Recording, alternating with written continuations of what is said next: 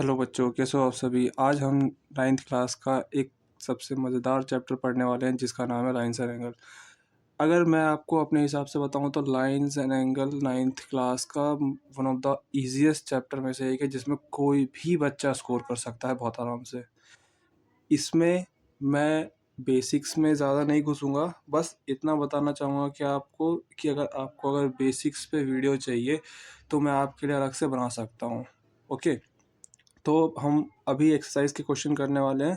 तो पहला क्वेश्चन हमारा कह रहा है कि एक लाइन है ए बी और दूसरी लाइन है सी डी जो इंटरसेक्ट कर रही है ओ पे, जिसमें कि एंगल ए ओ सी यानी ये वाला एंगल बी ओ ई यानी ये वाला एंगल, इन दोनों का सम 70 डिग्री दे रखा है।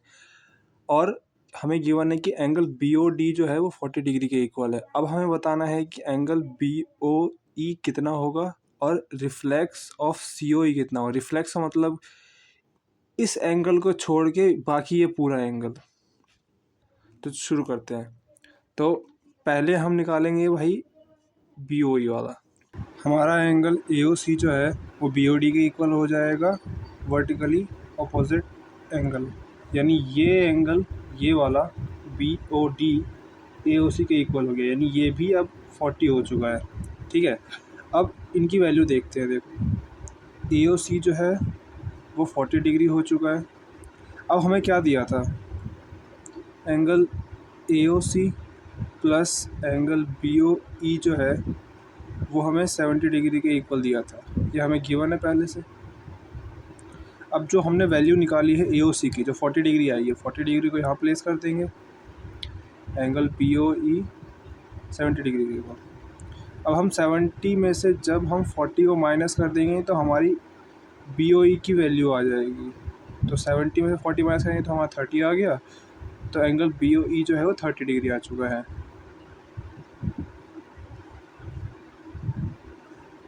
अब next part, reflex of C O ई ढूंढना है। तो रिफ्लेक्स ऑफ सी ओ ई ढूंढने के लिए हमें पहले सी ओ ई ढूंढना पड़ेगा। तो इसको करने के दो तरीके हैं हमारे पास, दोनों में से मैं आपको दोनों तरीके से करके दिखा देता हूँ। पहला तरीका तो ये है कि आप सी ओ ई को फाइंड कर लो और फिर रिफ्लेक्स फाइंड करो। जैसे कि angle A O C plus angle B O E plus angle C O E is equals to 180 degree. Angles on the straight line. हमें पता है कि एंगल्स अगर एक ही लाइन पे यानी 180 की एक ही लाइन पे अगर सारे एंगल फॉर्म हो रहे हैं तो उनका सम 180 के इक्वल आएगा। तो ए ओ सी और बी ओ ई का सम 70 डिग्री दे रखा है। सी ओ ई हमें पता नहीं है। एंगल सी ओ ई जो होगा हमारा, उसे हम 180 में से 70 को जब माइनस करेंगे तो हमारा एंगल सी ओ ई आ जाएगा, जो कि हमारा आ गया 110। अब ये जो 110 है, रिफ्लेक्स फाइंड करने के दो तरीके मैंने बताए थे आपको।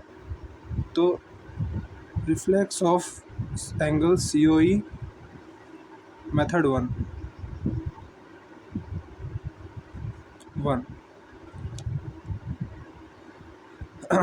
Are of angle C O E equals to 360 minus 110, तो ये 250 आ गया। हमने पूरे में से हमें ये पता है कि जब सारे एंगल एक साथ मिल जाते हैं तो वो 360 फॉर्म करते हैं। चाहे कोई सा भी फिगर हो, उसमें कोई भी एंगल मिलेगा तो उसमें 360 फॉर्म कर देगा।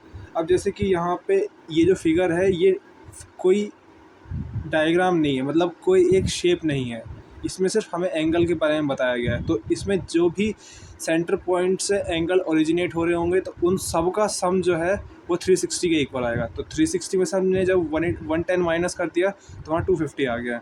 अब मेथड टू,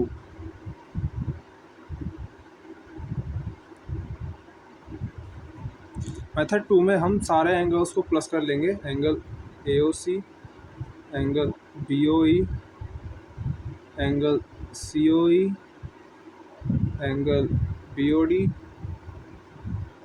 और एंगल ए ओ डी। अब ए और डी तो हमें पता नहीं है, तो ए और डी को जब हम फाइंड करेंगे तो उसके लिए एक आसान तरीका है कि यहाँ देखो, अब जो ए ओ सी है और ए ओ डी है वो एक ही लाइन में बन रहे हैं सी और डी पे। और हमें क्लास 8th में ये पढ़ रखा है कि जब एक लाइन पे सिर्फ एक पॉइंट ऑफ ओरिजिन हो जिसमें दो एंगल फॉर्म हो रहे हो तो वो लीनियर पेयर कहलाता है। तो यहाँ पे लीनियर पेयर फॉर्म हो रहा है। लीनियर पेयर में जब हम इन दोनों एंगल्स को डालेंगे तो जो हमारा एंगल ए ओ डी आएगा वो 140 के इक्वल होगा। आप चाहे तो करके देख सकते हो, मैं यहाँ पे स्किप कर रहा हूँ इस टाइम। तो ये 70 आ गया, प्लस जो हमने सी ओ ई निकाला था वो 110 आ गया, बी ओ डी 40 है हमारे पास, और ए ओ डी हमारे पास है 140। इन सब को प्लस करने के बाद हमारा 250 आ गया। ये हो गया रिफ्लेक्स ऑफ सी हुई। तो अब चलो बढ़ते हैं सेकंड क्वेश्चन की तरफ। बच्चों क्वेश्चन नंबर 2 में हमें बोला गया है कि लाइन एक्स वाई जो है वो एम एन को इंटरसेक्ट कर रही है ओ पे। तो line X Y M N को इंटरसेक्ट कर रही है ओ पे, और पी ओ जो है एक परपेंडिकुलर है। हमें यहाँ पे बोला तो नहीं गया पर यहाँ पे दिखा रखा है कि पी ओ जो है एक परपेंडिकुलर काम कर रहे हैं, जिसमें ये जो एंगल है पी ओ वाई वो 90 डिग्री हमें दिया गया है। अब हमें इसमें फाइंड करना है angle C.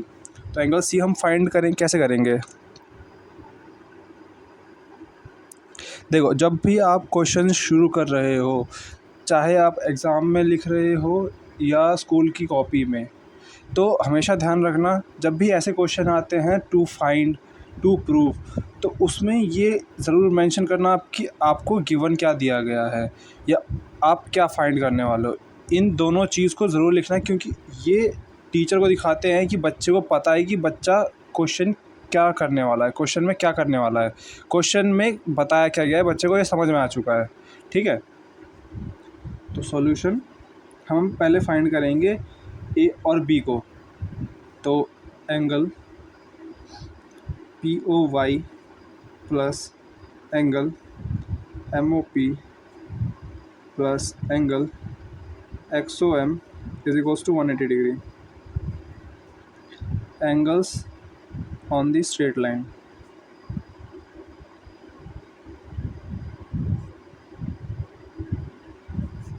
P O Y पहले से हमें 90 दे रखा है। अब ए और बी, तो मैं यहाँ एक चीज़ भूल गया हूँ, मैं उसे मेंशन कर देता हूँ कि let angle A and angle B B 2x and 3x।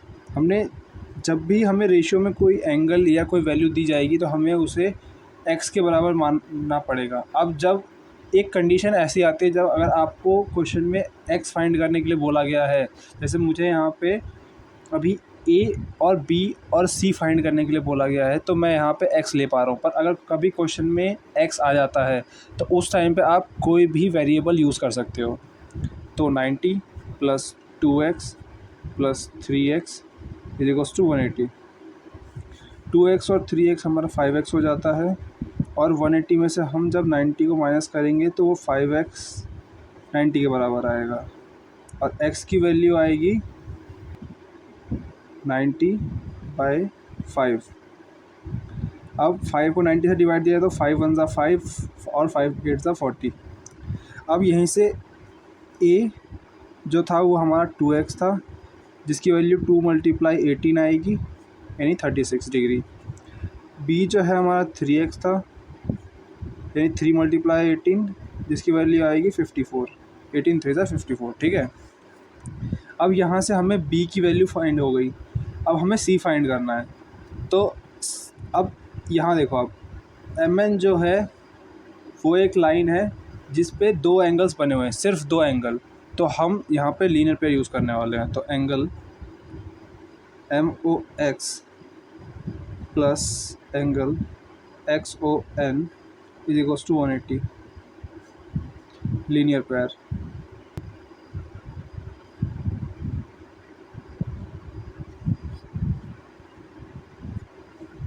Angle M O X जो है हमारा, यानी कि एंगल बी, उसकी वैल्यू हमें पता चल गई 54 है। एक्स ओ एन हमें पता नहीं है, तो n को हम c लिख सकते हैं। तो 180 में से जब हम 54 को माइनस करेंगे तो हमारा एंगल c निकल के आ जाएगा। तो एंगल c कितना होगा, 10 में से 4 गए 6, 7 में से 5 गए 2, यानी 126 डिग्री। एंगल c जो हमारा आ गया वो 126 डिग्री आ गया। अब बढ़ते हैं अगले क्वेश्चन की तरफ। अच्छा, क्वेश्चन नंबर 3 में हमें बोला गया है कि जो हमारा एंगल है पी क्यू आर वो पी आर क्यू के इक्वल है। हमें फाइंड करना है कि जो हमारा पी क्यू एस है वो पी आर टी के इक्वल कैसे आएगा। यानी अंदर वाले दोनों एंगल हमें इक्वल दिए गए हैं, हमें बाहर वाले दोनों एंगल्स को एक दूसरे के इक्वल प्रूफ करना है।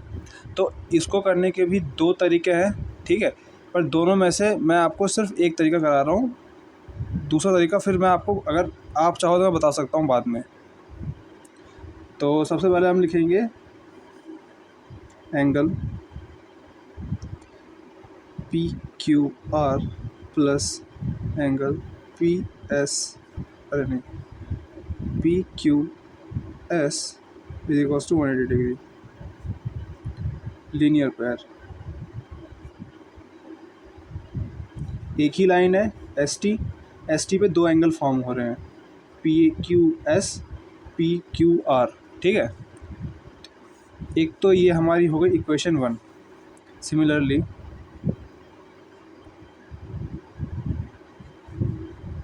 Angle P R Q plus angle P R T जो है वो भी 180 के इक्वल हो जाएंगे लीनियर पेयर से। ये हमारी हो गई इक्वेशन 2।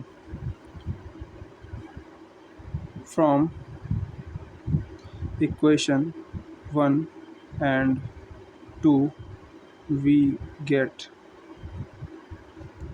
अगर इक्वेशन 1 और 2 को हम अगर आमने सामने रखें तो angle P Q R plus angle P Q S is equals to angle P R Q plus angle P R T ऐसे लिखाए गए, क्योंकि दोनों के जो ये इक्वल पार्ट है 180 डिग्री, दोनों एक ही प्लेन पे लाई कर रहे हैं और दोनों इक्वल शो हो रहे हैं हमें, ठीक है। तो जो हमारा पी क्यू आर है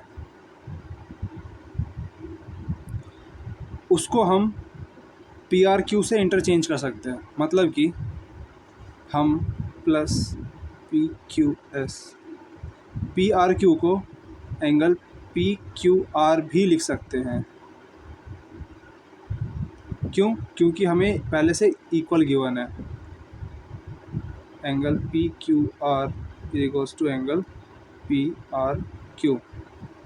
तो ये और ये कट गए, एंगल पी क्यू एस जो है वो हमारा पी आर टी के इक्वल आ गया, हेंस प्रूव्ड, ठीक है। अब बढ़ते हैं अगले क्वेश्चन की तरफ। क्वेश्चन नंबर 4 हमें कह रहा है कि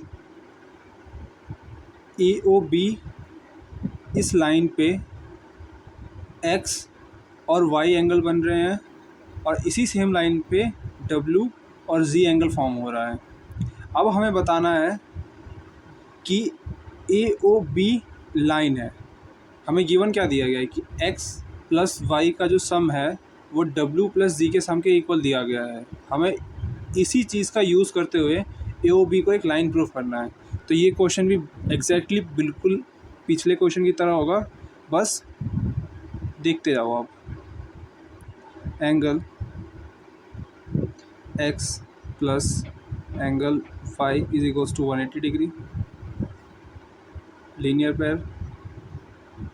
पर एक कंडीशन, लीनियर पेयर तब हम यूज़ कर सकते हैं जब ए ओ बी एक स्ट्रेट लाइन हो।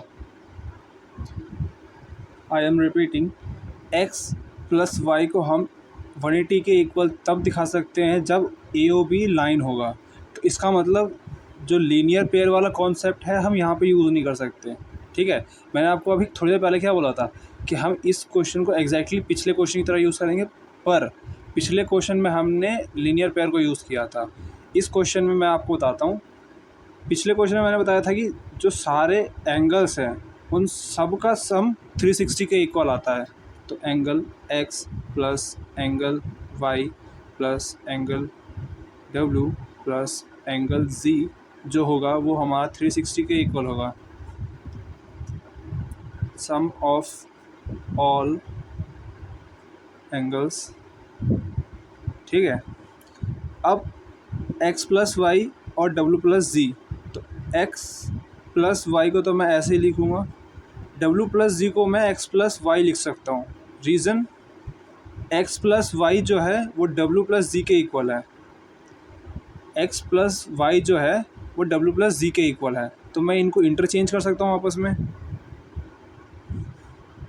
Given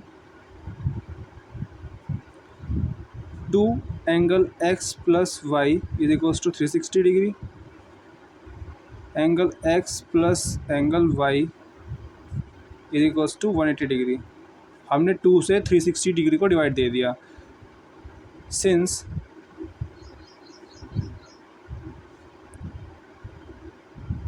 some of 2 angles is equal to linear pair, so AOB is a line। इन दोनों का सम 180 के इक्वल आ गया और x और y हमें एक लाइन पे प्लॉट हुए हैं, तो AOB लाइन होगा। बच्चों, आपको ये वीडियो कैसी लगी हमें ज़रूर बताना, और आगे के जो 2 क्वेश्चन हमारे बच गए हैं वो हम अपनी नेक्स्ट वीडियो में कवर कर देंगे। Thank you for watching this video. और जो बच्चे हमारे यूट्यूब चैनल पर नए आ रहे हैं, प्लीज़ सब्सक्राइब करो, लाइक करो और अपने दोस्तों तक शेयर करो इस वीडियो को। Thank you.